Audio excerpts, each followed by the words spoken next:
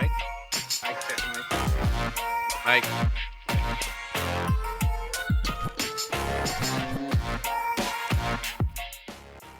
Hello, people. Three peoples. What are we doing? Can you hear me okay? Okay, yes, sir. All right. Welcome.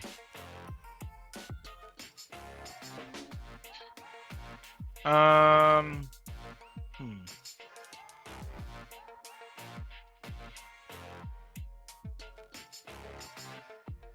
I wonder what happened to your friends.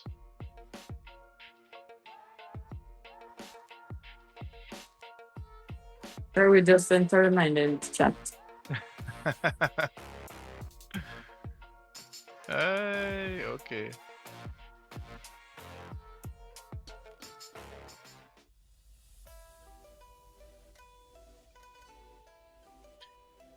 All right. Well, tell them that today's supposed to be a no stress class because I won't be bothering you about any assignments or anything that is, as I said, we pretty much finish all of the in this semester work. So what is left is the major project. But I'm thinking to leave that discussion till next week. We don't have class tomorrow, so thinking to leave that discussion till next week. So we're not doing any heavy work stuff today. I'm just gonna leave you guys with the time to finish up. You're probably working on your last assignment, which is the assignment 4. That's the one where you have to put where you put the building, where you do the camera views for the 3D building. So I'm gonna leave you guys working on that. So today I figure we just have a discussion on something interesting. So as usual, in Advanced Computing 2, we look on stuff that's adjacent to the architectural industry and we try to grab it and carry it into architecture to see how it can help us. So I want us to have a little talk today about artificial intelligence. Because that is a technology that is being hyped to cloud 9, right? AI is in everything, including in us. So I wanted to ask some interesting questions to you guys because I don't have the answers to everything, but I have some thoughts, and I don't know if you have any thoughts as well, right? So, Kimali, how are you doing? Not bad, sir. Not bad. You're alive. You're well. Yes, sir. That's good. You're surviving. Almost there, right? Yes, sir. How has AI helped you, Kimali? You guys are going to school during. Hold on. Let me see. Yes, this is 2026. So Kimali, you started in 22. Yes, sir. And AI did bus 2019?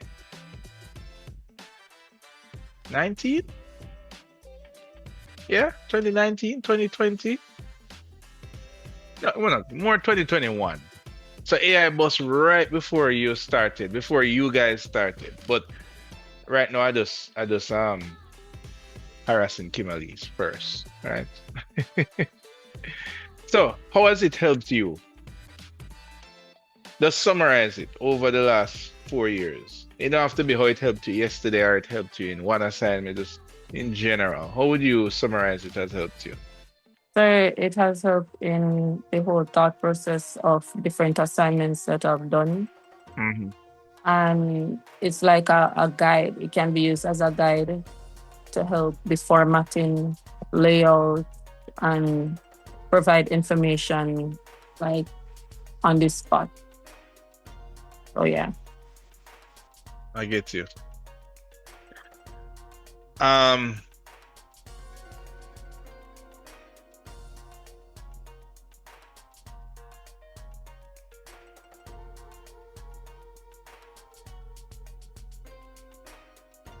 okay, that's cool. Miss Ned, how you doing? Hi, sir. I'm doing fine. You doing well. What is your favorite AI tool?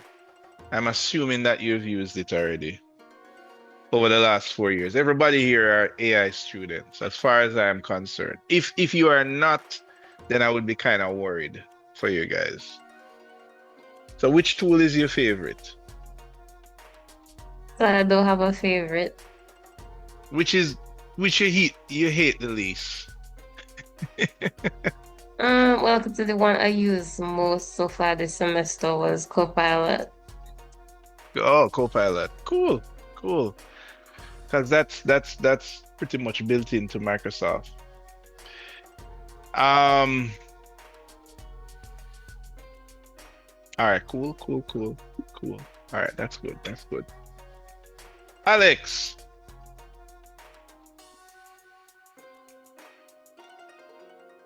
is Alex here? Yes, sir. Do you think I'm just making up these questions, guys? Because we're having a conversation. Do you think in this year, 2026, we've pretty much gone over the shock of chat and all of that in the last 4 years? Do you think AI is still, in your experience, is still a kind of taboo? In your experience, I'm gonna just narrow it down to throughout CSC, coming all the way up to you're almost out now. Is it still kind of taboo to you? Has that been your experience? Taboo meaning I talk about it, or you know what I mean? Well, I don't think so because people are getting more used to it. It reminds me of when computer just came out and people were um Computer just came out. no. You were alive. No. I heard, based on what I've heard, how people treat computer back in the day when it just came out. Cool. When So it just came out. yeah, I think it's the same situation. So it's getting more standardized, I guess, something like that. Mm-hmm. Yeah. Okay, cool.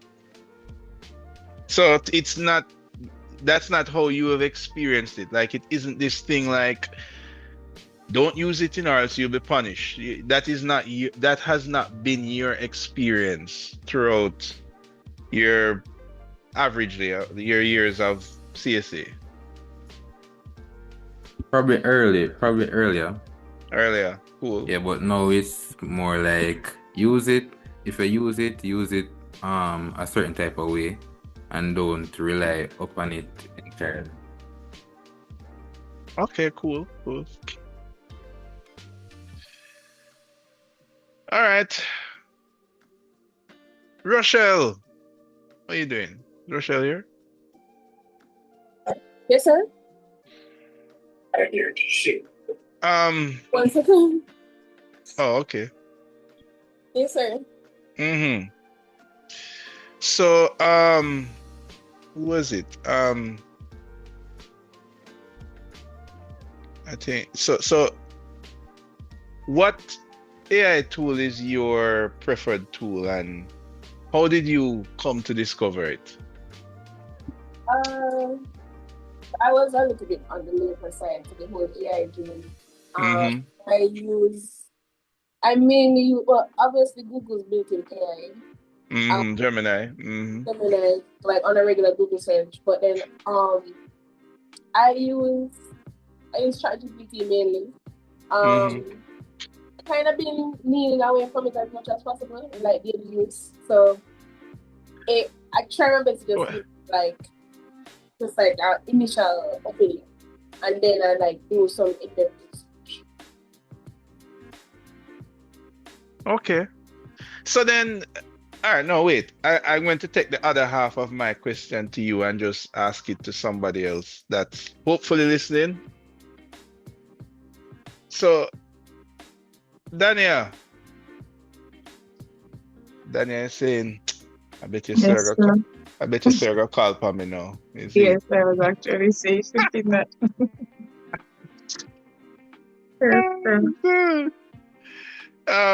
And Rochelle said something interesting that she tried to. I don't. What's the best way to say it? Not to overuse it, limit the use of it, right? But like, why? So because for me, coming from teachers college before I came to architecture school, me using AI now, when I reflect on it, I'm like, okay, I developed some key skills in writing and just all these skills that we would have learned before there was anything called AI. What you didn't have a choice but to read encyclopedias, read books, retain the information, and going to an exam and remember all these things and write it. Now I find that these skills are getting less and less. So the more you use AI, you're losing these skills. So I get you. Yeah. So and that's all right, cool. I trying to spread out the harassment, you understand? So Andrew, is that a good or bad thing, Andrew McIntosh? If you're following what Daniel was saying, is that a good or bad thing in your opinion? I see you. What exactly? Limiting AI? Yeah, Daniel is saying that, her experience, she had to learn some stuff, the manual way. Kimberly is saying critical thinking skills is going to become lacking. So this all contributes to why I'm gonna try and not overuse AI.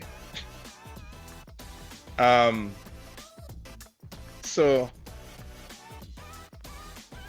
do you think I want to ask,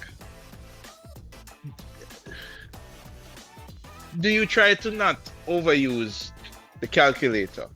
No, here's a better one. Because I can't spell.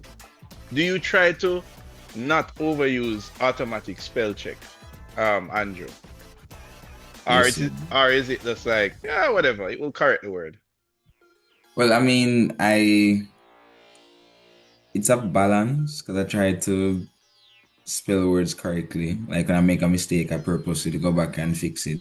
But I will use spell checker because I'm not on top of my game all the time in terms of knowing how a word is spelled correctly. I might put one letter when there should be two M's or something. So, I mean, spell checker is good.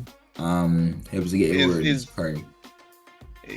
Do you see AI kind of like spell checker, or is it in a new category all by itself? I think it's a new category because even the calculator, I used to doubt myself all the time. Like even in an exam, if I'm doing 2 + 2, I want to use the calculator to check that for some reason. So I do think that an over dependence on certain things is not healthy for the brain. Right. So yeah, I think balanced use is good because AI can boost productivity. But I think that we should want to be able to do things by ourselves as well instead of putting a prompt into AI all the time. I get you. Now, there are some things. My job here is not to tell you how to use it. It's not to tell you if or I can give you some of my opinions, just like how you guys share some of my opinions. Some of the stuff that you say, I might not agree with, and some stuff that I say, you might not agree with. What I want to do is share some facts, right? And I think this is one of those discussions that's one of the reasons I try to get all of the work out of the way, because in AC2 there's always some kind of discussion about technology that we usually end up having. So right now AI is it, and this is super important for you guys, because you guys are special. You guys are going out there in this new world of AI, and things are going to be turned on its head a little bit. The most that I can do is I can give you some scientific information that you can use however you will. And I can tell you a little bit of how it works. In general, I'm not an AI scientist, but that's also important for how you see it going forward, right? One thing is for sure though, I mean, just like with Google, it is becoming what you call general purpose technology. So general purpose technology is like the internet, electricity. You get what I'm saying? It's not it's not as if somebody has electricity, you say, "Ooh, lucky you." You know what I mean? It's general purpose.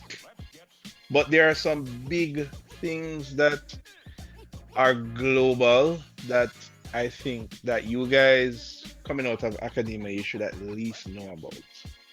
Right? There are some global implications, which is bigger than just me, a little lecturer from CSC. It's bigger than you. And you may not be able to impact it directly, but it's important to know about it. All right? So we're going to talk a little bit about a little AI today. And before I go into a little bit of just the kind of history of what it is, I want to show you some stuff, right? All right, so let me bring up I'm going to share my screen here. It's going to be a mirror board, but it's not an interactive mirror board, but that's okay. All right, go share. So let me show you something cool or scary, depending on which side of the fence you are on, right?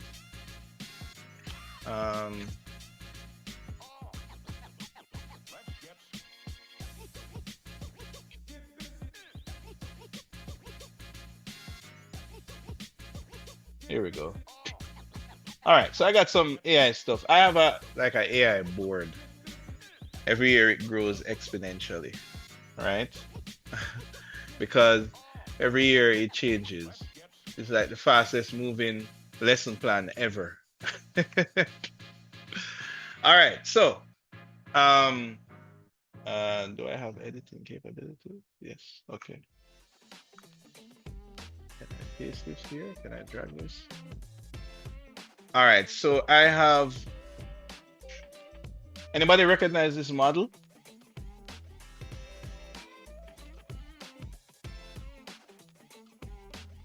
Yes, sir. That was from one of our previous competencies. Yes. One of your favorite assignments, don't Kimberly? I don't know about all that. Everybody, you're supposed to look on this and say, those were the days.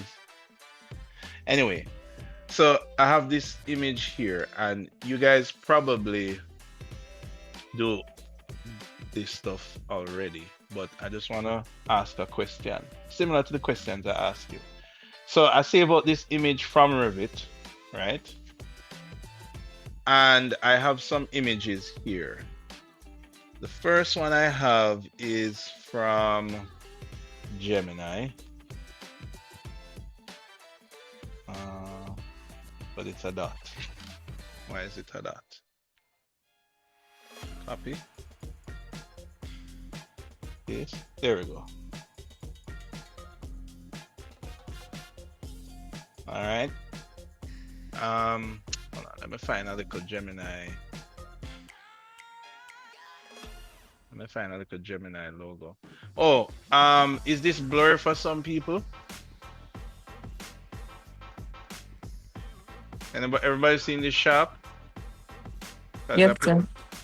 Okay. Anybody seen it blurred? Just let me know. All right.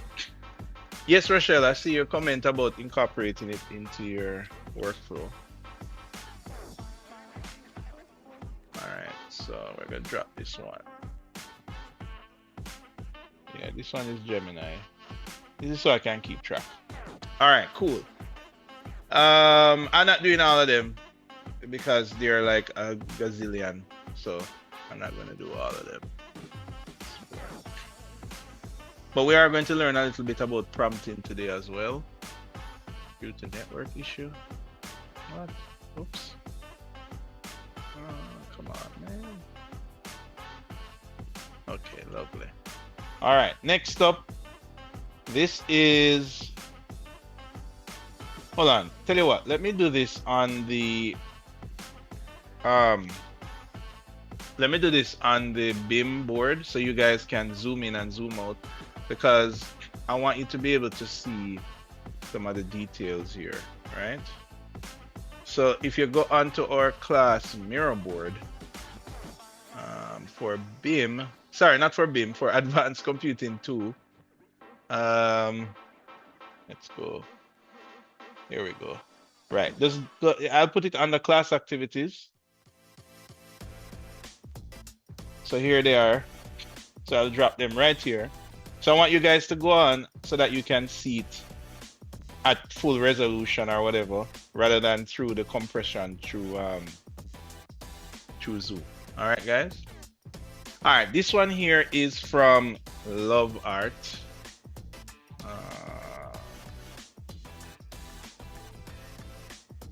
Try to find a logo for Love Art. Yeah, this one here. So, and all of these are AI things, guys.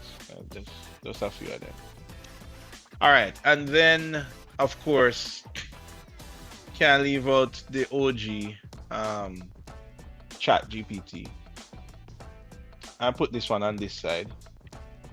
I'll put it on top so that, you know, it's easier to compare.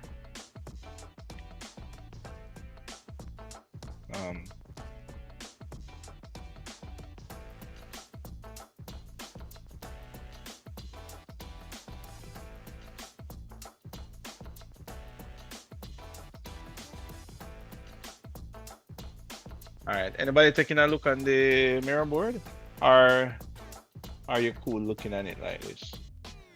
Because these are kind of small. So let me ask you guys this one, right?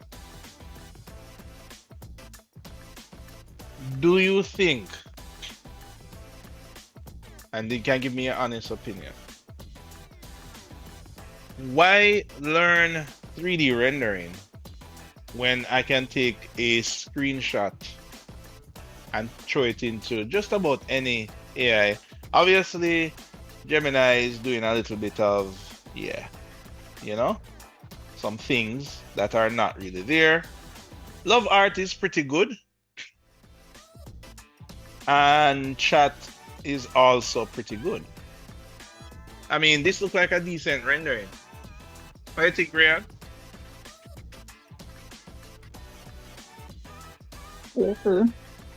Yeah, it could go. I mean, if I was, well, I did teach you guys BIM, and this was an assignment. And if I said, all right, guys, I need a rendering to go on the cover page, you can either render it in Twinmotion, Lumion, Enscape, whatever, or you can use Chat and put a render in there. I don't care. Dania, which one would you do? It don't matter. There's no mark deductions or nothing. I just need, the objective is, I need a rendered image of the project. What you said, Dania?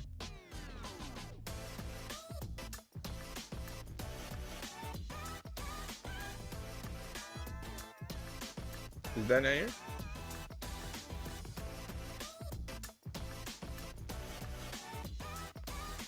All right, you soon come. Andrew, anybody?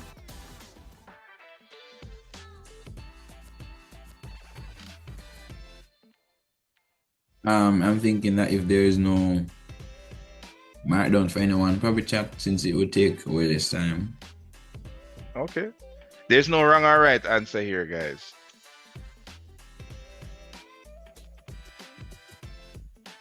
Miss Spence? I need to hear from everybody.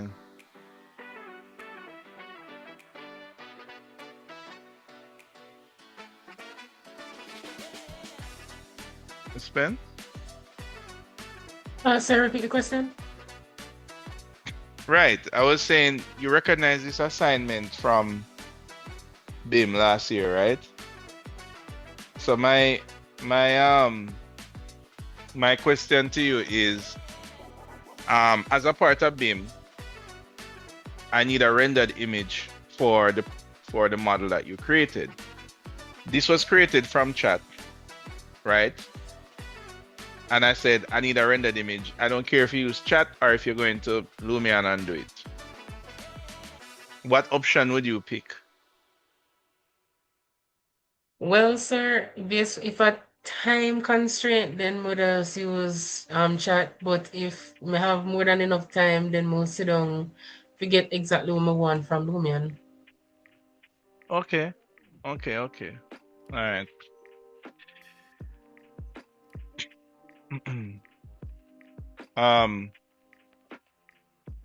So before we get into some of the prompting and all of that stuff,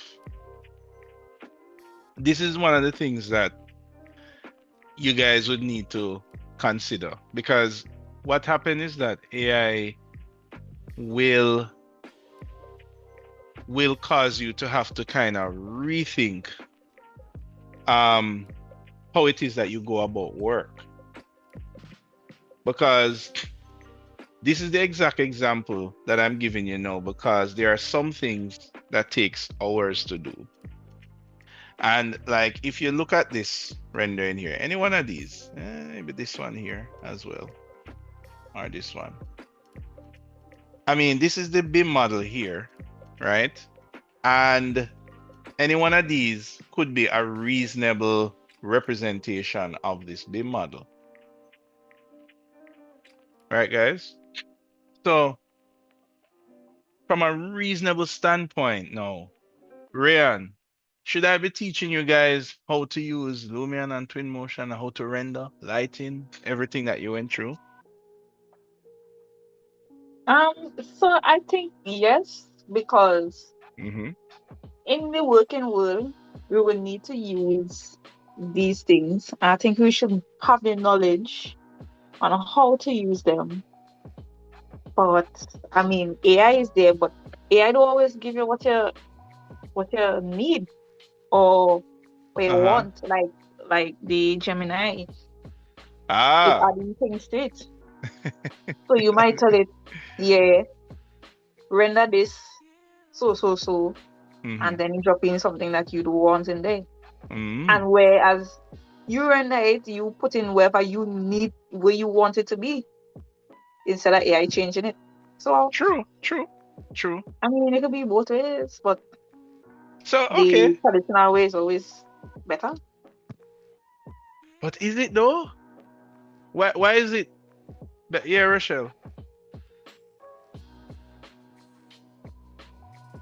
Sir, for me, I think that, all right, so this is my reasoning again for like why I'm trying to reincorporate non-AI use back into my workflow.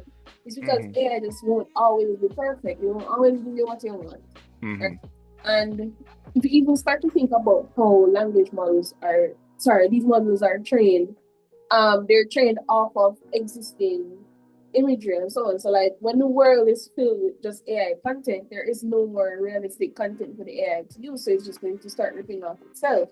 These are different like layers I start to think about. It's like even if AI gets to the point where I don't necessarily have to know how to render a scene, I would still want to at least have the skill to use in case I need to correct it or fix it. And even if it gets that perfect, there will still need to be at least an engineer or someone behind the scenes who is able to develop those systems.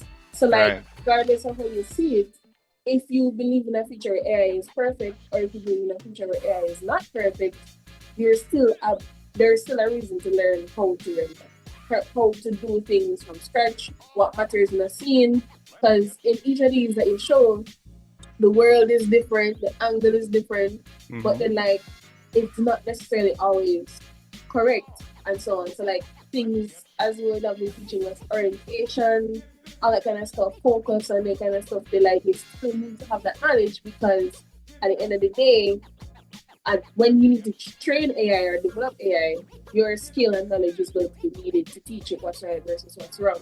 So there's always a future where you as the human component will have to upgrade your personal skill set. Okay, cool. Good point. All valid points, guys. Now, there are firms out there that their workflow is you create the model, I do an image. Remember, these are not the only 4 AIs out there. As a matter of fact, there are AIs that specifically for rendering. But it's going to take too long for me to go through those, so I just bring up these because these are pretty popular. But generally speaking, in the business world, where all that matters is delivery. So your client gets this, and your client gets the idea of what the rendering looks like. Mission accomplished. On one hand, your client or the people who you're dealing with could be another type of professional. So that's where you're going to kind of be like, okay, I don't understand. Why is there a line here in this wall? That's not necessarily a question for the client. The client is going to be like, okay, yes, I love the glass idea, and I like and that's what they care about. But then, as you go deeper, then there are going to be other things that start to show their head, like this line. I mean, this one is not as accurate. Gemini is not as accurate. Granted, I could let it be more accurate by just making it think longer, right? This one is kind of okay here. But then maybe the person on the civil team would be like, yeah, but this is not how we're building the step because the terrain supposed to be, we're berming the terrain up to the entrance there. So what you get from AI is still valuable, but it depends on who it's valuable for. You guys get what I'm saying? Now, we are in architecture school, so we care about these little details. But the truth is that, and this is just images, but in other areas, remember this, in other fields, for example, music. I don't have an example here, but it exists already. But there are AI artists that it is completely indistinguishable. You could not tell if that is real or not. The only way you would know is if somebody say, oh, by the way, this is an AI artist. So at the end of the day, the client in that scenario, meaning it's you, the listener, you listen to the words of the song and it make you remember, oh, that time when whatever. So the song delivered to you some kind of emotional experience. Then you ask the question, does it make a difference the fact that the artist was AI? Or is it the fact that, look, this song, I connected with the words of this song. It wasn't saying gibberish. It was saying it's like a real song about a real human experience that you can relate to. In that case, AI can deliver a delivery product to the end user. Now, in architecture field, we aren't at the stage of the songwriters just yet, right? For you to a building that goes from concept to reality, is a very complex pathway, and AI cannot completely overhaul that. But there are some industries that AI completely overhauls. And one of the reasons why I wanted to have this talk with you is that you have to kind of take this approach when you're looking at this topic of AI to be kind of objective, because you have to kind of be real with yourself that if AI can do this thing and you decide not to use it, then you are going to be left behind. If it can. Now, it's mixed up in a lot of hype. So you hear on the news, oh, AI is doing this and AI is doing that and blah, blah, blah. And then when you try it, it's like, yeah, but this is crap. I don't know if any of you have experienced that yet. So there's a lot of overhyping that's mixed in together with the actual delivery of some things. All right. Everyone here has been in my classes for the last 2 years. No, when did I deploy that new thing? I think it was about a year. Somebody who does meeting minutes, an admin that does meeting minutes, versus Zoom AI summaries. Anybody here ever do Zoom AI summaries? Give me a thumbs up if you have used it. Have you ever held a meeting using Zoom and then look at the summary afterwards? Anybody? Guys? No, sir. No? Well, granted, that's with the paid version of Zoom. It's not with the free one. But anyway, the reason I bring that up is that the Zoom summary, you could say it's about 99.9% accurate, or in some case, most cases, even better than traditional meeting minutes taking. Meaning that traditionally, in like an organization, you normally have somebody who takes meeting minutes, who takes notes of the meeting, and then they will maybe email it to all of the correspondents of the meeting, and that's their job. Now, the fact that AI pretty much 99.99% can do the minutes better. I don't know. Ned, if you were that person, what would be your thoughts?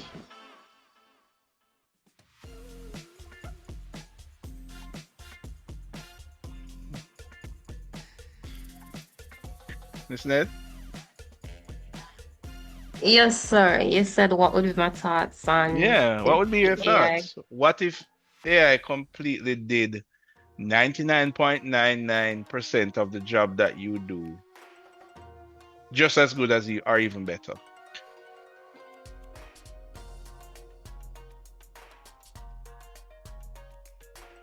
Rochelle said, oh no, sorry, that's an old comment. I mean, I guess in the long term, I would not feel good because I might get changed over, I guess, fired or something. I don't know. Well, one of the reasons why we're having this class now is that this is something that everyone here should think about. And the thing is, really and truly, no, it's hard for you to stimulate it because you don't necessarily have a job. You're not necessarily integrated in the job market yet. When I say integrated, I mean maybe you have a family, maybe you have a mortgage, maybe you have kids, I don't know what it is. You know, you've worked somewhere for a while, so that's when you're integrated. And in the technology industry, or any industry that's related to the tech industry, every day you hear about job cuts and thousands of people losing their jobs and that kind of stuff. And the thing is that a lot of those things don't really reach us yet. It's kind of like if you watch a movie when there's an explosion miles down the road, you see the big mushroom cloud, but then you don't get the sonic boom until a couple minutes after. So what's happening is that in the fast moving regions of our world, the New York cities and the Schengen and the Londons and all of these first world are fast moving, the Singapores, all these places where, you know, when you're delivering something, everything is faster. It almost seems like times move faster. Anybody here maybe live outside of Kingston and then you come to school in Kingston? Not work yet, but after you school. Anybody here live on the rural side of wherever you're from, or Jamaica or whichever country? Anybody here come from rural Jamaica? Yes, sir. Yes, sir. Right, some of it come from rural or whichever country. It almost seems like time moves slower, don't it? Yeah. Yes, sir. And I'm trying to get you know to kind of zoom out to a global view. So time moves a little faster in these fast-paced regions of the world. And sometimes when you hear news, it tends to be like, oh, that sucks for them. I'm glad that I'm not experiencing that now. And then eventually, after a couple months, years, or whatever, they eventually reaching us. The idea is that, guys, you need to be prepared for it. The worst thing you can do is let it catch you off guard. This example that I showed you a while ago, everyone here should know of it. Everyone here should use it. And everyone here should develop their own opinions on it. Whether it is, I think this is good enough for the client, or I think this is not good enough because it has mistakes, or I think this is too expensive, or I think this is too cheap. Whatever the opinion is, everyone needs to have an opinion, because all this stuff is happening. And there is this research that was released recently, and it kind of went viral on the internet, but it's not one of those regular viral things. It's not like a gorilla that's speaking, or a person that has 3 hands, you know, in a video, or some kind of deep fake of some famous person. It's not that type of viral, but it was a kind of nerdy kind of viral. It's the kind of viral that I don't know if most people here would. Anybody seen this around the internet anywhere? In your WhatsApp or in your Insta? This is probably like a couple months ago though, so it's not like the latest. It's like at least 6 months ago or more. Anybody? No? I guess not. So what this is, this was a research, probably one of the second major research. The first one was with Copilot, but AI moves so fast that that's like irrelevant now. So this is the second one that came out, where they did, this is just one page. It's like maybe 20 pages long. And basically what they did was to, with all the data that they collected, the red area represents our use of AI currently, today, spread out amongst all of these industries. So there we are, architecture and engineering, we're right there. Legal, arts and media, office and admin. So this circle represents all the industries. Now the red area is what we're using it for right now. So Daniel, in our BIM assignment for next year, where I ask the students to just generate the image from it, don't render it into InMotion. That would count under maybe arts and media, and the red that you see in here That would be to the extent that we have used it.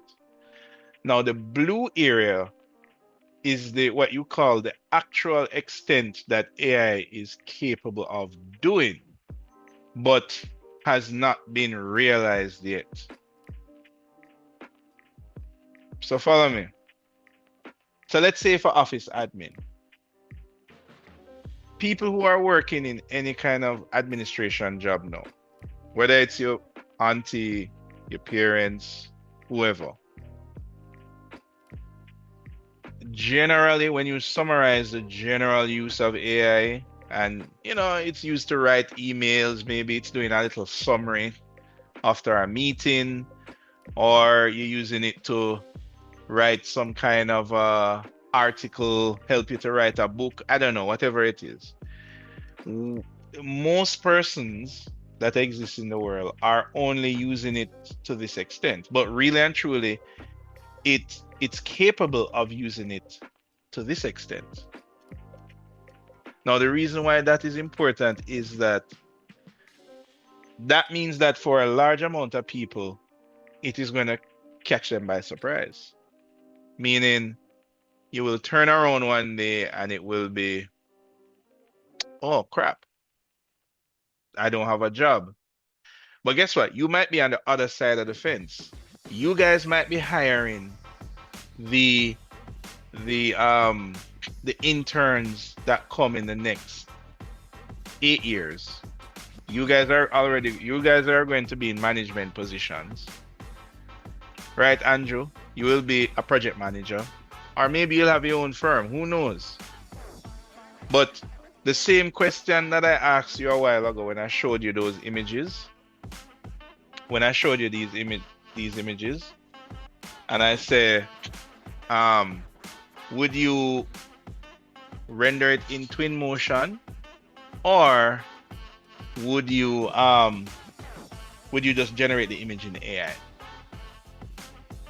And Andrew, being the owner of the firm that pays $100,000 a month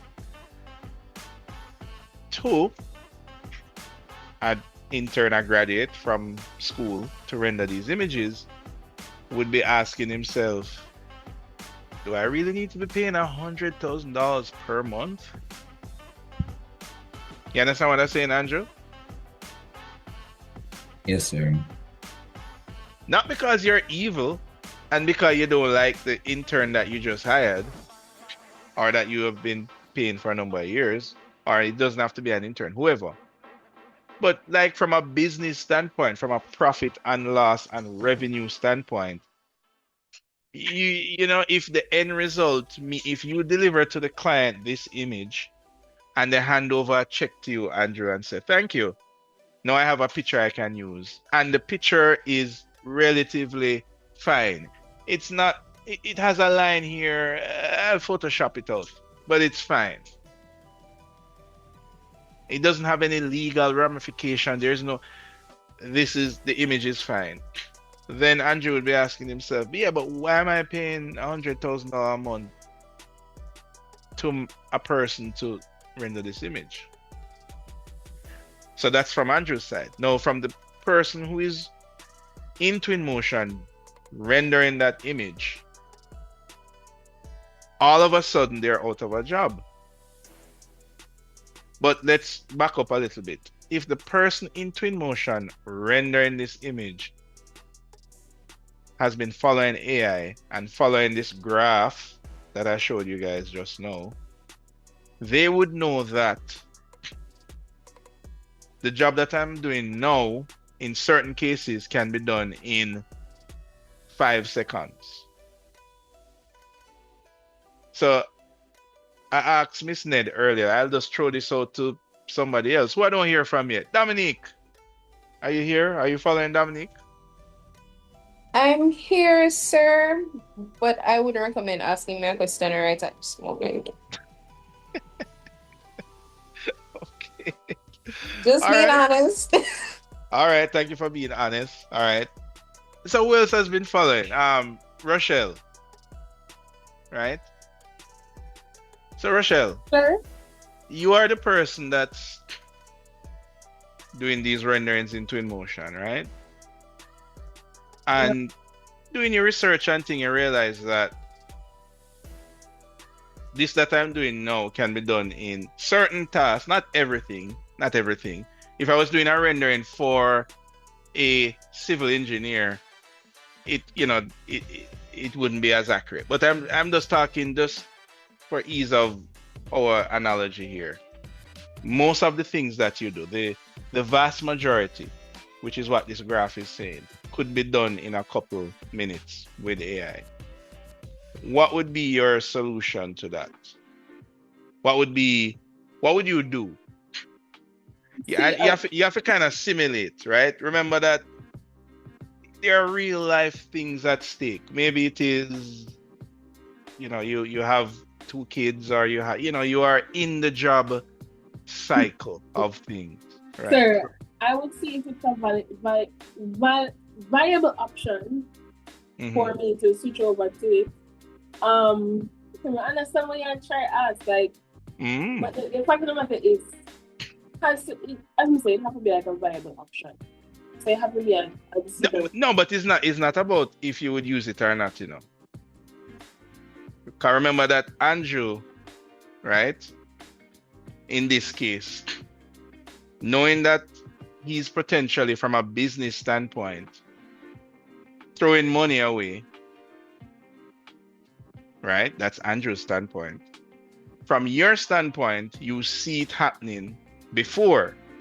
It never catch you by surprise, You see it out there, the thing that you do for a living. Not a living. One of the main things you do for a living being done in a couple minutes. Right. What would be your solution in that instance? Because you're either waiting to be laid off, right? Or what? What is the or? Or I leave the job? No, but it's not like it's Andrew alone that know this. Everybody know it. So then what is your solution? Me not find a way to make myself like more profitable to the degree. Understand what you mean, sir. Thank you.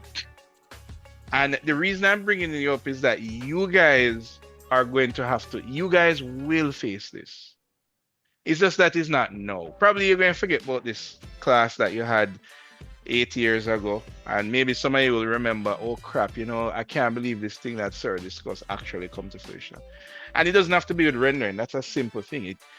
There are things that I don't know that's going to happen, and and it will happen. I don't know in what area it is. I don't know if it's in architecture, in drawings, or in renderings. It's happening now in renderings, but it can be in anything. And one of the reasons I'm having this conversation, right, if you guys are following me, is that when it comes to AI, you need to pay attention and watch very carefully, because you need to know if the things that you do fall into this blue area, because the red is people who are behind. Now, this is different in different regions. Like if I plot this graph for Jamaica, that red portion would be so tiny, right? But as you move to more of the developing areas now, the Singapores and those places, that it's just moving fast and it's about profit, and this thing needs to be done yesterday, and everything is just done quickly. Everything is in those areas, that red area would be much bigger. So this is just a kind of average of the globe per se. And the thing is, you need to know if you're in the blue. And as Rochelle said, all of us need to know how to pivot. I don't know how. Like in this analogy, obviously if you do renderings, then you have to do other things in order to be valuable to the company. Because if you're only doing renderings, then from a financial standpoint, it doesn't make sense the company keep you. But what if you were doing, give me an example. Sulang has joined the club. How are you doing, Sulang? Do you have enough information for me to throw a question at you.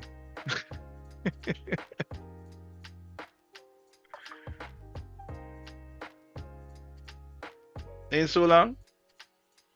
Are you? If your mic not up, I guess you have to type. I'm not hearing you if you're talking.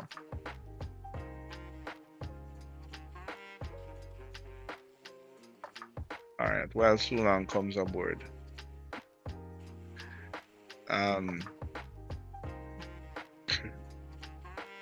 Kimberly, what's one way that Rochelle could pivot if one of the main tasks that she could do, AI can do it in a couple minutes? What could she pivot to so that Andrew don't lay her off, right, Andrew? So, sir, the only thing she can do is rendering, and that's what No. she's getting. I'm saying that's one of the main things that she does. So, what else do you think would be a good option for her to pivot to? I know you're not her, but I'm just talking in general. Sir, maybe the structural work, the drawings. I don't know. I wasn't really listening that much. Well, okay, but that's a good enough answer. Okay. And that's the point. Architecture is very broad. It's not just about rendering, it's not just about drawings, and it's not just about any one thing. So I'm highlighting this to you now, guys, because you guys that are going in the work world now, you have to have all of your ducks line up, because half of those ducks will be replaced by a prompt, but you don't know what ducks it is just yet. And that is one of my main missions why I'm giving you guys this example. So it's up to you if you want to follow it or not. But this stuff is happening to friends who I know every day. Like, I know people that, because remember, we're all interconnected, So I know people that have their main clients, and their main clients realize, oh crap, I can just do this with a prompt. So they say, okay, we don't need your services anymore. We're good.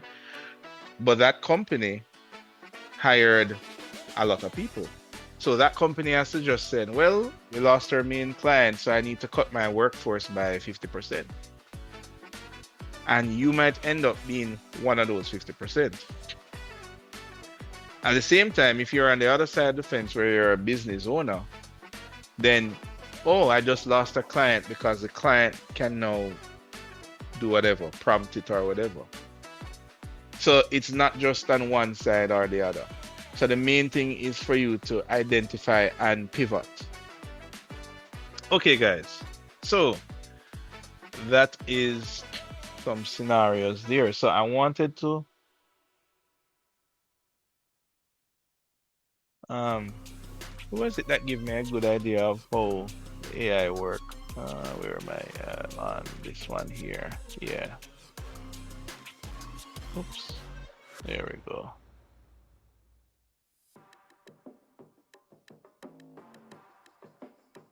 I like this image here. Oh, I have to play this in a browser for it to work. Hold on.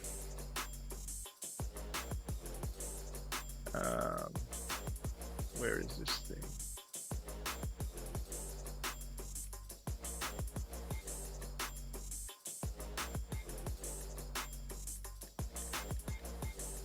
Ah, it's here.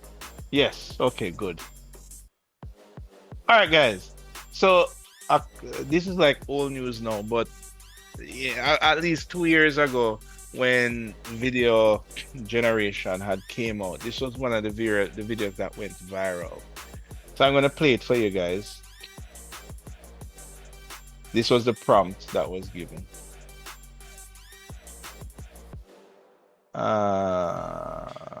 Is it playing? Oh crap. Oh, you're not playing. Why? Okay. Oh, maybe it doesn't play in a browser.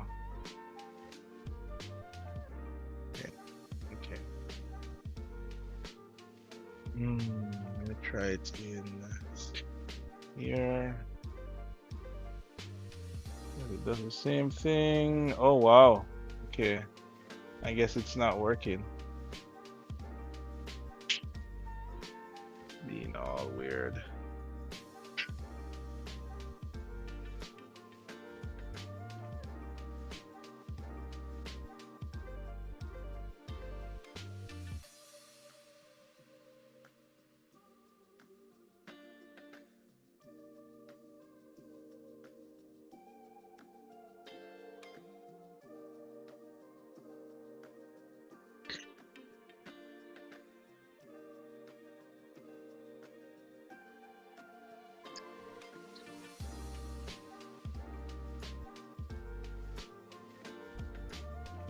Let me see if I can go back to the link.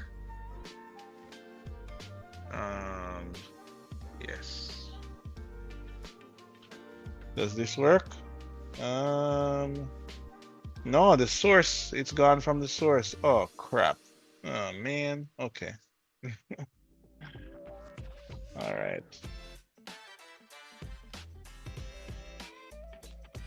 So I need to download these things. I have it downloaded, but I don't remember where. Anyway, all right, we'll come back to it after, right? So AI has really been around for a while. Anybody know this game? It's so old. Yes, sir. Right. But the main difference is that this one, it had to be programmed in it. So you have to tell each of these guys that, look, if you see this yellow guy, find the shortest path based on this formula and try and get him. But if he gets one of these dots, find the shortest path to escape from him, right? So this has been around for a while. But then the main difference is what kind of started the rock rolling down the hill was something called machine learning. And this here was the first example when we were on a path for AI, right? I'm gonna play this. Does this one play or is it? I think my thingy has run out for this site. I need to store them somewhere else. Anyway, all right, hold on. Let me see. Atari Blackout. Right. Atari Blackout is really cool. This was an old-time game that existed back then. There is actually a link now. This programmer actually remade it. Is this an ad? Oh yeah, it's an ad. Right. This programmer actually remade it to run in a browser. And the way that it works is you just move the cursor and try and hit the ball. Right? I'm actually playing it now. So I mean, let me copy this. No, can I copy this? Copy. Yeah, here. Yeah, here. Right. I'll paste it in the chat.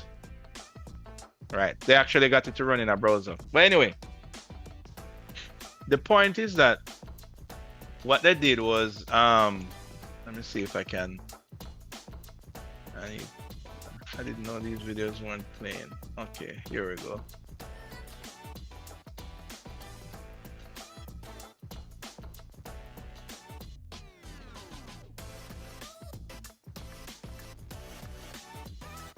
Right. So what they did was that they, just like how you guys click, you see the link there, you can actually play the game. What they did is that they uploaded the game, just like how you upload an image to ChatGPT. They uploaded a game to AI and just let it do its stuff. And this is what happened. It's playing like triple speed, right? So you don't have to watch the whole thing. So this is what was happening. So you see the red things are the balls. So he kept losing, obviously, because you can see the ball kept missing, and then they kept losing. So after a little while, notice that the AI was able to hit the ball every time. Everybody seen that? Can see that on your screen? Yeah? Yes, sir. All right. Now, something interesting happened that surprised everybody, right? So after about 240 minutes of it playing the game, this is what it started to do. All on its own, this is what it started to do. Watch carefully and tell me what it's doing.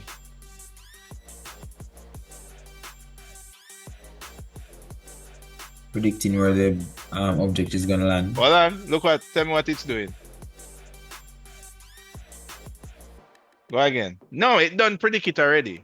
That was after a couple of minutes. It was playing and it never missed anything. It just kept doing it. See? But what you notice it did here. Targeted one section, then allowed the object to work for it. It targeted one section, allowed the ball to go around here and just bounce around and get the blocks from there. All on its own. It didn't say that they didn't tell it that would be the most efficient way to get it. It just surmised it from playing it. And that is like the core of machine learning, just as one main example. So this is where machine learning was in the 2000s.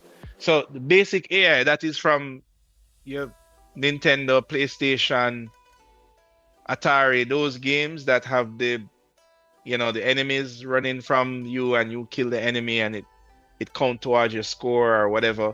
All of that is AI, but it is coded into the game or whatever it is. Machine learning that came around in the 2000s, like 2001 thereabout, is when they realized that, hold on, okay, so the machine can identify patterns and learn on its own. And I'm going to go through examples of each step, because the next thing that led to was deep learning, which is, imagine it with that ball that went around and so the computer learned that if it just hit one side and allow the ball to get the points for you, it's more efficient. But deep learning now take it a step further and maybe calculate all the trajectories that the ball would do depending on your movement of the paddle below. So it took it to even a step deeper. And then in 2018, right, long before 2021, not that long before, then generative AI was discovered, and that is the one where it could make up a scenario of how the ball could bounce on its own. So it's not calculated in real time now. It is now predicting based on just a made up assumption. So that is kind of the journey that we took with AI. And pretty much this is where we came into now the large language models. Generative AI then went to that, because they realized that if you are going to generate, for example, if we use that same example with the paddle ball, if you are going to generate the future of where that ball could be, you would have had to play hundreds of games before in order to then generate your own prediction of where the ball could go in that little game. So this is why large language model was created, because you need data. You need to play all the games hundreds of times. You need to have all the books in the world. You need to have all the videos in the world, all the messages on Reddit. So this is why this was developed now, so that it could just gorge up all of that data, right? And what came after that is, if we're gonna have all of this data. And it's kind of hard to imagine. Like, you guys hear in the news that most of these models are trained on the internet, right? There was an advertisement that used to be around when I was in school. I don't remember what company it was. I think it was a telephone company. What was it? I don't remember. But the guy was saying, I've reached the end of the internet.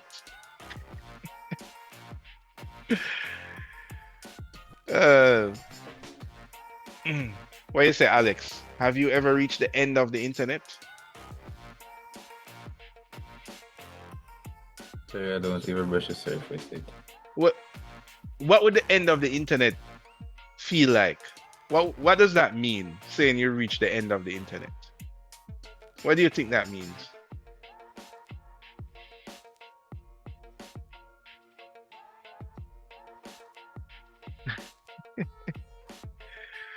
Alex is processing. And that's the theory when they said that that after a while on the internet will not have any like real people, just bots. No. Not in terms of that, but just in terms of that advertisement was basically saying, and we used to have a saying in our class, like when we're doing some research. So when I was in school, yes, there was Google, right? I'm not that old, right? There was Google. And of course, when you go to research, you go to the internet, you go to Google or whatever. Granted, at that point, Google wasn't fully accepted yet. It was almost a little bit taboo. It was kind of like, did you even go to the library to check this information? And my opinion was like, yeah, but the internet has more information than the library. The library has specific information if you manage to find a specific book. Especially what the library had was local information, because that I couldn't get a lot of on the internet. So when we used to do our research projects in our little group, we used to have that joke that say, who is doing the lookup on Google? And then we would say, oh yeah, man, I reached the end of the internet with that one. And what that meant to say is that I pretty much, most of the useful stuff on Google, I've went down each rabbit hole and look and found, Google get this link to this article. Oh, that's a dead end. Link to this other article, find this book, save this picture. And most of us are used to that already. So that's why we used to say we reached the end of the internet. It was just basically to say that we checked most of the good links already. But then, of course, in another couple of days, there could be a new link, a new post or something that come up. Now, the reason I bring this up is because every model that you've seen there has reached the end of the internet. What do I mean? The entire internet. And when I say the entire internet, it's hard to fathom that because our brains can only, like, if you stay on Instagram for the entire day scrolling, which some of us do, unfortunately, you would still have not reached the end of Instagram. Has anybody here reached the end of Instagram?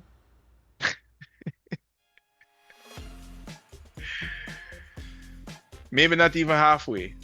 It's like impossible. The amount of reels you would have to watch would take you years to have watched every single reel. Of course, you'd have. Is there an end? Well, hold on. Of course, you would have to account for the fact that there are new reels every second. So you would have had to be consuming faster than the entire planet is making more reels. You guys get what I'm saying? So it's not humanly possible to reach the end of Instagram, let alone the entire internet, which have Facebook and a bunch of stuff that we've never heard of before and whatever. So when you hear that ChatGPT is trained on the internet, it simply means that every possible link, every possible article, every possible, when I say possible, I mean that there are some that is locked behind a login. Like, for example, you can log into, the library has a website that you can go to see, as that's our local library in UTech. It has a website you can go to read articles, but you have to log in. So the AI cannot log in and read those articles. So, but I'm just saying there's a lot of stuff that is out there on the internet that is not locked behind a login. Like, just think about any website. Think about CNN.com. Like, how many articles do you think is on CNN.com? Like, could you read every article that's on CNN? Because remember, it's not just the ones that you see now. It also have a backlog of years. I don't know how long. And then there are new ones being produced every minute.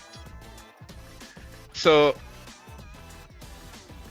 when you see these massive data centers, right, these huge buildings with all these computers, and all of these models has already downloaded the entire internet, meaning every single website that has been created, all its links, all its history, at least the ones that don't have a paywall or some kind. Like Netflix, it can't go in and watch every single Netflix movie because Netflix is a subscription. You have to subscribe and you have to log in and all of that.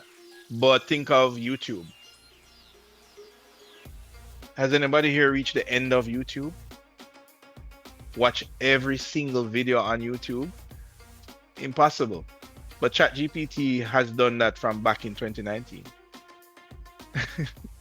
Gemini have done that from back in 2019.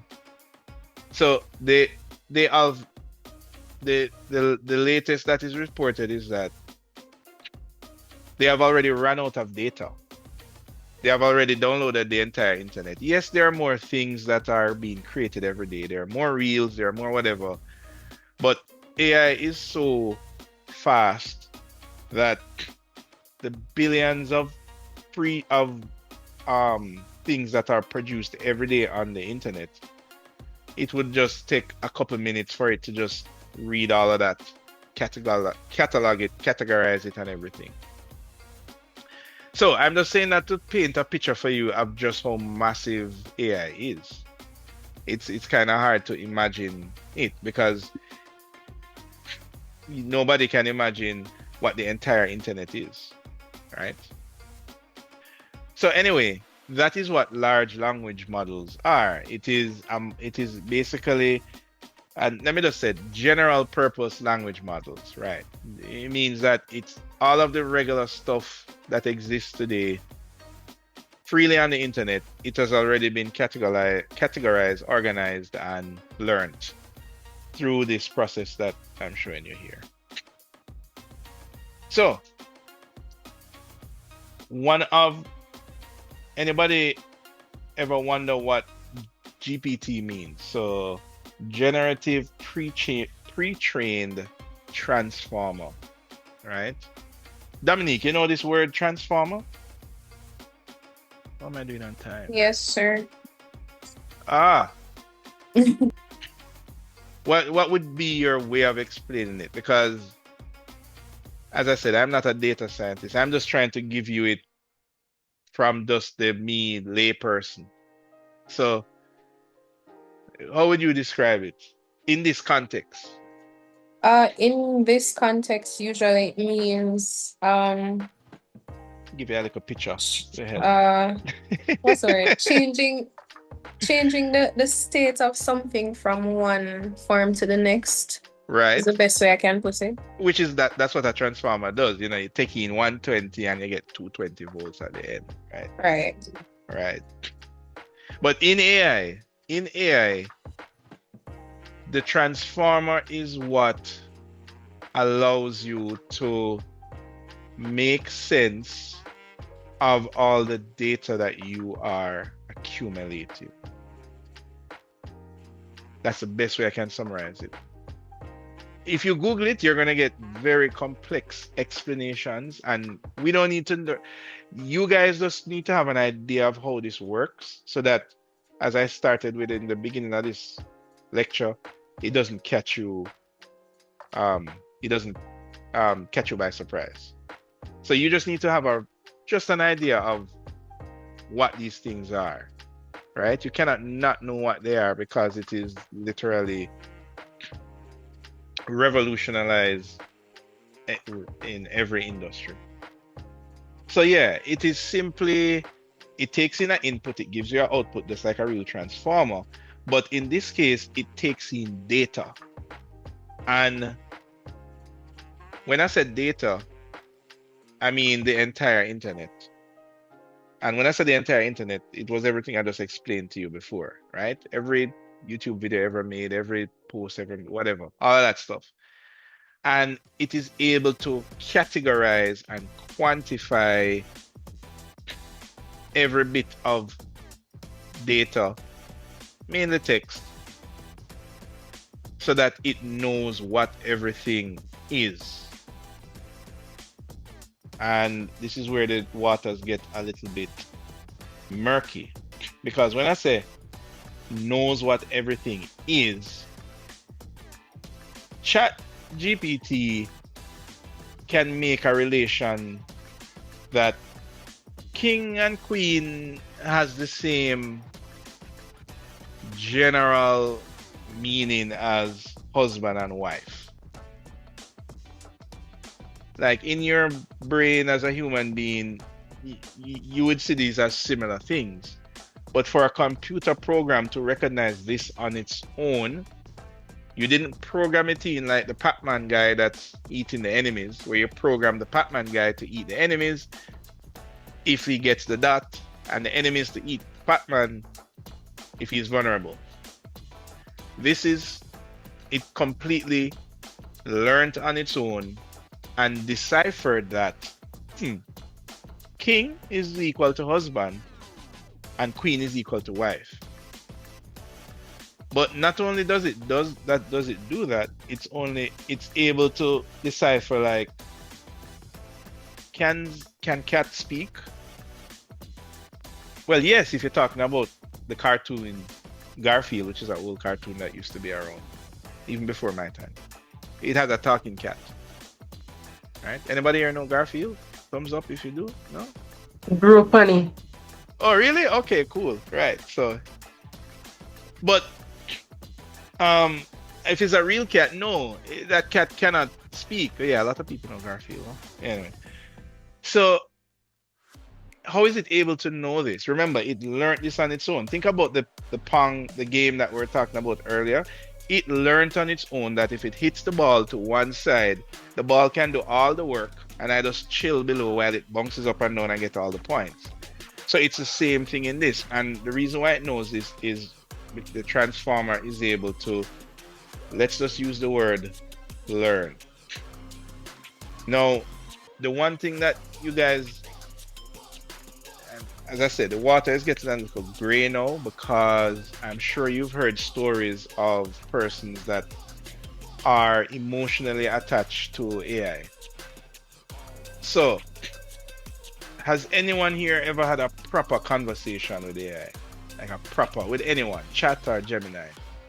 Like, when I say a proper conversation, I don't mean of like personal, sensual stuff necessarily, but just like, okay, I'll give you an example.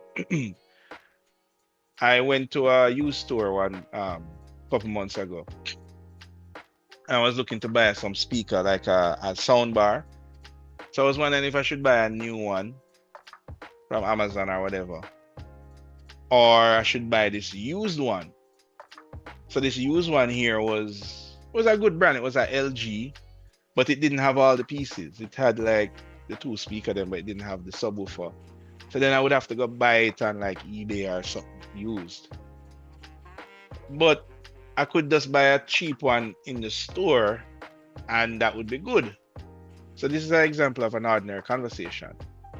You know, I could call up my brother and say, yo, what you gonna do? I mean, I need a sound bar, but I can buy this used one, which is really good, but it don't have all the pieces. Or I can buy this one on Amazon. And probably your brother would tell you, boy, I tried that last time and it worked, or it didn't work, or he would maybe tell you, oh, there's a sale now, or whatever the conversation is. But that is an example of a regular conversation. So I decided to have this conversation with, I think it was with Chat at the time, right?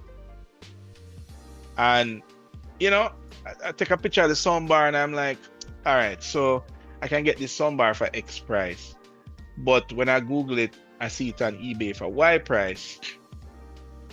But I can just buy a cheaper soundbar at this other place. What do you think I should do? And I was having a conversation with it, and it said, well, if you take this, then you might not be able to find the parts, the others, the missing speakers. And I said, yeah, but I find them on eBay and they're reasonable, so I pay X amount for it. I said, well, that's true, but what about and then it asked me, what about the other one that you're buying? And I said, well, it's whatever the brand is. I just make up a brand, Toshiba XL44, whatever. And like it said, well, okay, but the XL44 don't have Bluetooth and this one have Bluetooth. So if you buy that one, you're not going to get Bluetooth. And then I was like, yeah, but then I don't need my speakers to be very far away, because Bluetooth would be if I was using it to what. So fast forward, that is a regular conversation. So has anybody here ever tried having a regular conversation? Yes, and get B attitude.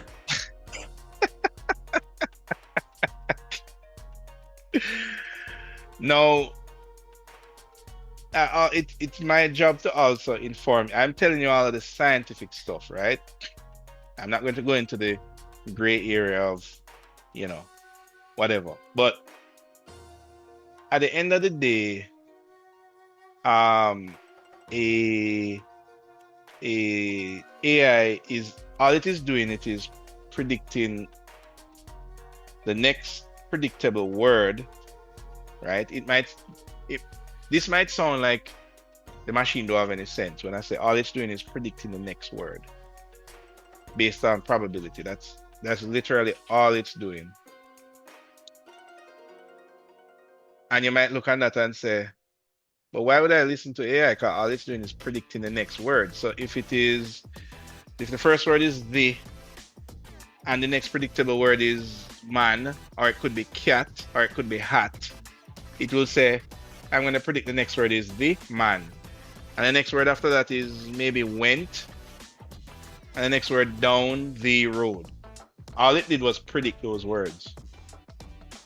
How can all of that make sense? Because when you are, as Miss Spence said, when she's talking to the AI is having conversation back and forth, then obviously it feels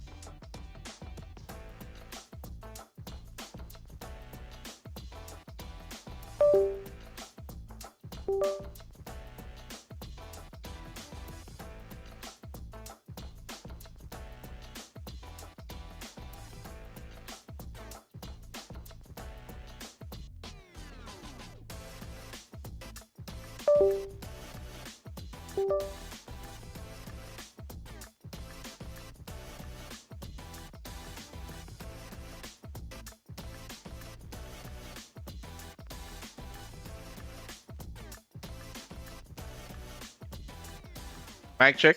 Yes, I'm back. Right. So obviously it can sound like it knows more than just predicting the next word.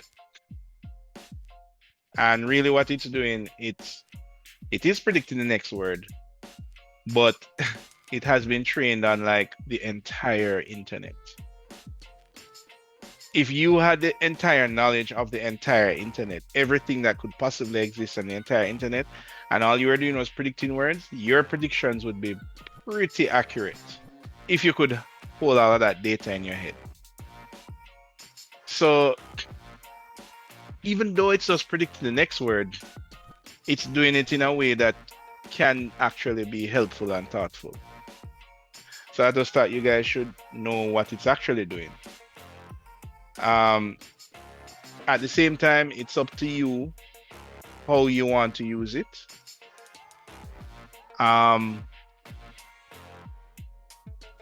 One thing that you should not do though is avoid it.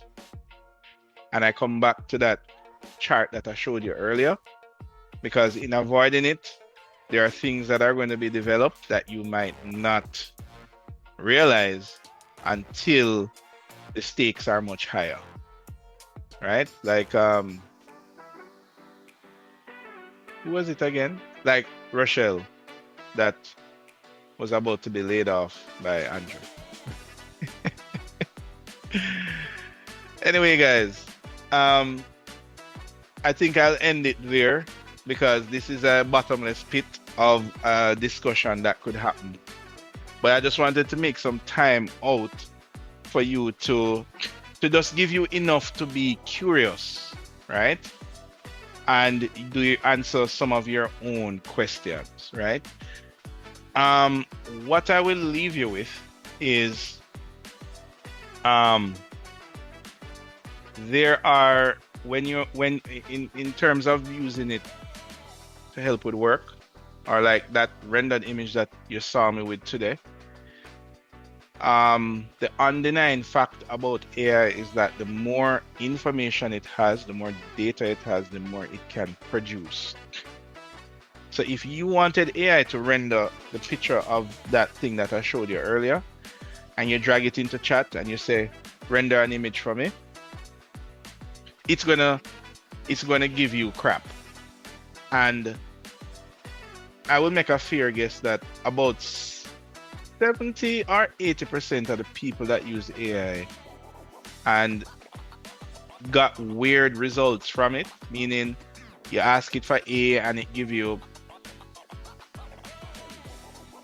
trees, it give you something that's totally just not what you asked for in a totally different dimension, is simply because it didn't have enough data or not knowing how to talk to it, right? Putting in an image and asking it to render for you is different from having a structured way of talking to the AI. And this is why I ask you guys, anybody ever have a regular conversation with it? Because when you start to do that, you start to recognize certain patterns. So like, for example, when any student does a presentation, I know immediately if they're using the AI or not. I know. For your advanced computing 2 assignment, I know when any AI you use any generated content. Like, I just know. I can know because I talk to it all the while. I generate image all the time. And I am not, well, I mean, this maybe goes into my personal view, but I am not here to judge you on whether or not you did use AI to generate something or not. My job here is really,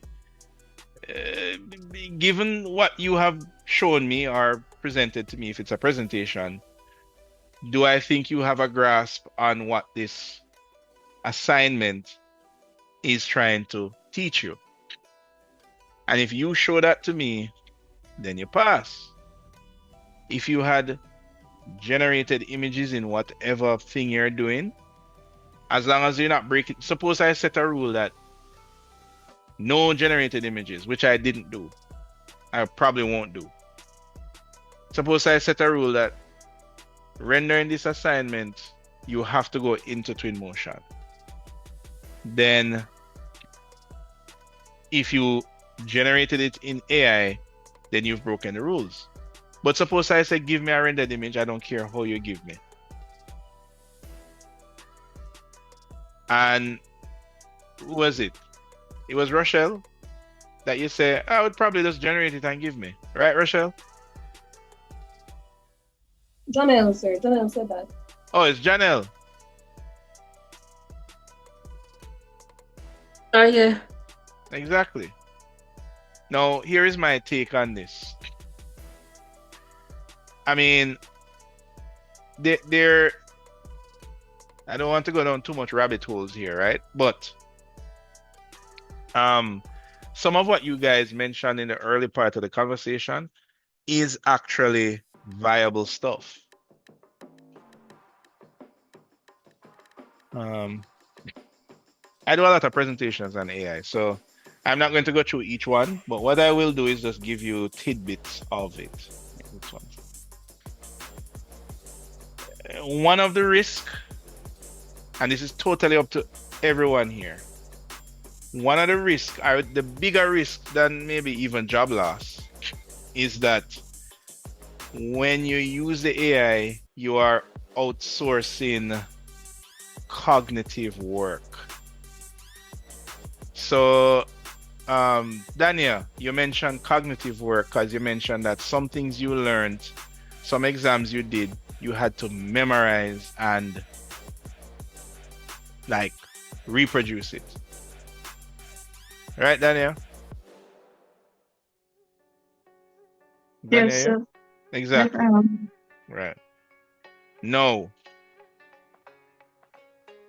According to research, when you outsource cognitive work, listen carefully.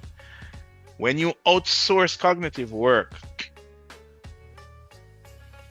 and not replace that cognitive work with something else, your brain automatically deteriorates. So if I show you this other research here, I'm just giving you bits and pieces here, right? Like this educator did some research with some students. And these were some words here that they showed some students and they had some come up with the words.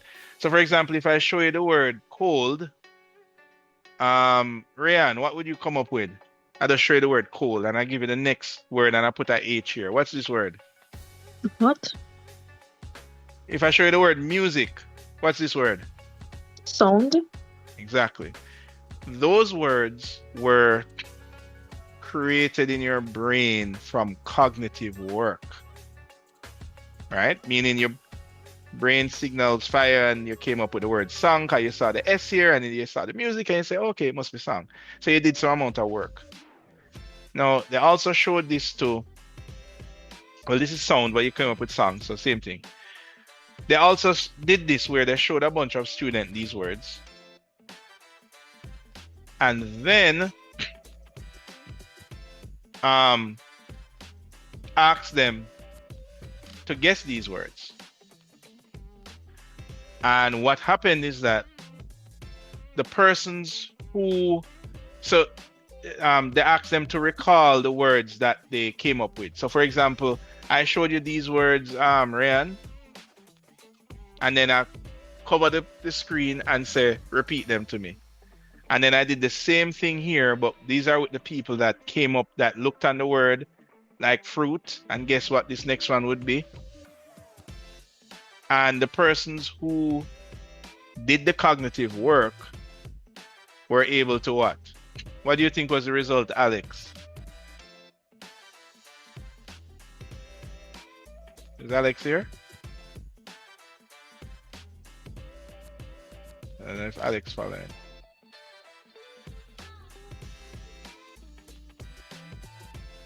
What about Sulong? Is Sulong following? Yes, sir. What do you think the result was?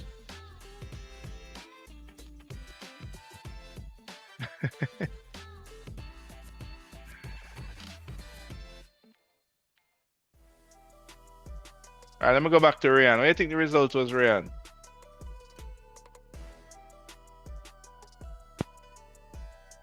Mic check. Am I here? Yeah. Mm-hmm.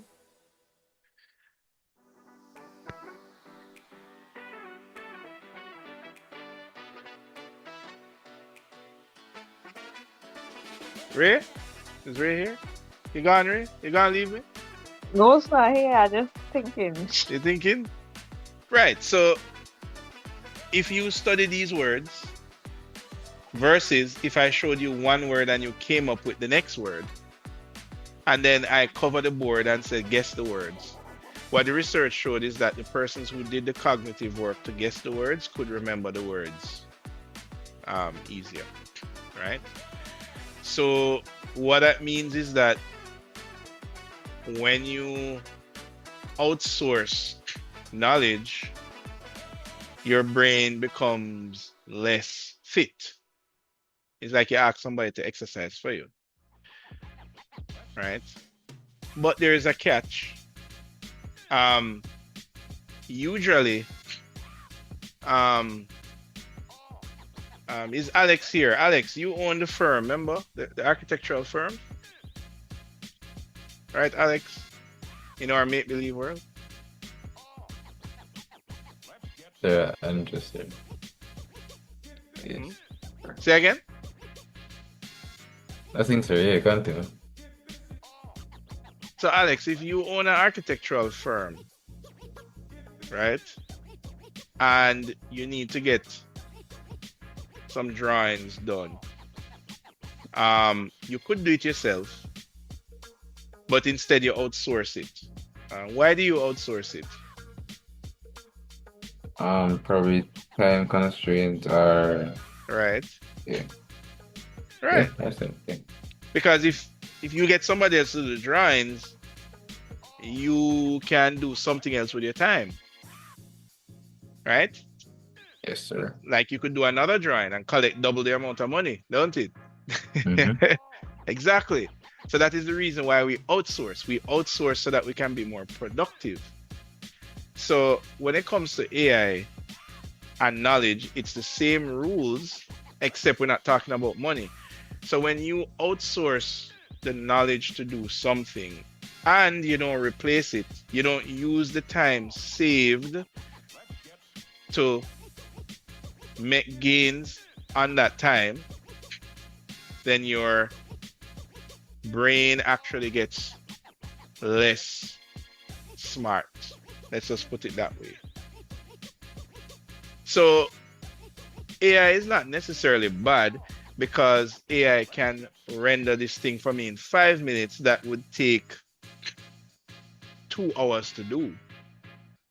But if I render this thing in 5 minutes, so I no longer have to spend 2 hours, and I spend the next 1 hour and 55 minutes scrolling on TikTok,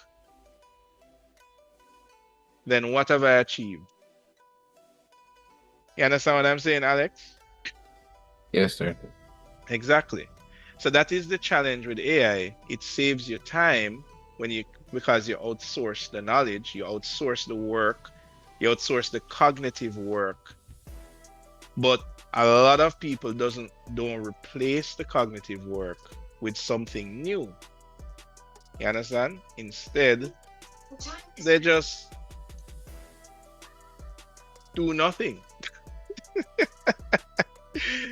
It's like, Alex, you hire somebody to do the drawings for you, and then you just sit down and play games or nothing. You understand? When you could be doing drawings and you outsource drawings and collect double the amount of money. You see what I'm saying? Yes, sir. So that is one of the things and there are many research out there that says this kind of thing, right? But you guys have to go out and find it. You have to not turn a blind eye and just say it's evil or whatever. You need to actually do your own research, find out what are some of the things that AI can do for me. And you have to kind of look at it objectively, not because this is the thing. It's a little different when it's something that you have studied and mastered for years, only to find out that this thing does it in 5 minutes. There's a psychological effect that has. But at the same time, if you do your research and learn about it earlier, then that brick won't hit you so hard, and you will know the next best thing to pivot to when that starts to happen. So guys, that is my little talk on my little discussion. It's more of a discussion. I don't want to go down the rabbit hole any deeper, but what I will say is that I encourage you to use it as much as possible. In our final project, actually, you are going to end up using it. I remember I introduced it last year at some couple tools last year, and everybody used it, and they were just like, oh my God, this saved me so much time. And I encourage it, especially that you guys are going into the industry. If you don't know these things, it will come and bite you in the butt. All right? Just remember that I told you so. So I think that's where I'll leave it for now. That's enough talking for me today. See, as I said, no work today. Use the time to finish up your assignments. No classes tomorrow, right? So the next time I see you, that will be next week, Saturday. Next week, Saturday, we will kick off the major project, and I will talk about it some more, but let's leave that until next class and just use the time to finish off all of, if you've not gotten caught up with the assignments, get it out of the way, and then next week we'll talk about the final project. All right, guys. Any questions? Any thoughts before we go? Sir, so the assignment 4, we can't get it till the 12. Get it too? The 12. I did give an extension. Sir, you get to Wednesday, literally the day after crit. When I go, you get me, I say? So I'm gonna give it till the Sunday. So me give you an inch and you want a foot. That's what you're saying. So when I look funny, you know, from Tuesday, cause crit not done till after 6 in the night. You get me, I say? So give it till Sunday, man. Okay. All right, hold on. Let's see here. You have crit on Wednesday. No, you have crit on Tuesday. Then there's Wednesday when I say it with you. We have class on Saturday. You have to finish it before class on Saturday because we're going to need to discuss it. Yes, I see those praying hands. We're going to need what you do in this assignment matters for what we'll discuss at class Saturday. So I give it till Friday. Sir, just give it till Saturday now. Yeah, we have class on Saturday. We literally have class 6 o'clock Saturday. No, but I don't want to come to class and everybody's working on the project. Donnell, take Friday, sir. Thanks for Friday. We appreciate it. You see it, because now me give the foot. Good, sir. Now me give you foot and you ask a foot and a half. Anyway, but as I say, guys, on a serious note, well, I don't collect assignment on the same day I have in class. It's always the day before. Also, some of what I show in class is examples of what you guys submit, right? Because we can learn from it. So, Friday is fine. It's a little close. That means that, but as I said, on Saturday, we'll be moving into the final project.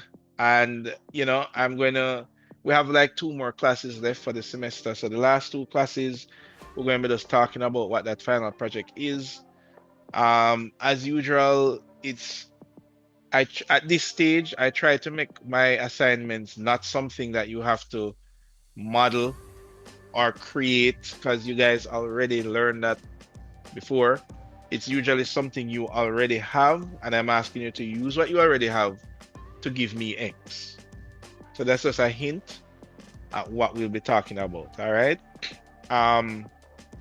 We'll talk a little bit about deadlines as well for that project, because I know I will have to navigate final crit and how that works with the final project, but I do that every year. So as you guys know, I try to work with you as much as possible, but we know that studio is the center of the world apparently. So we will see how it goes. So Friday, so after Friday, you know the deal, 1% a day, or maybe it should be like 2%, like how it's an extension, but it is no, the one good. Not that you will be taking 1% deduction, right, Janelle?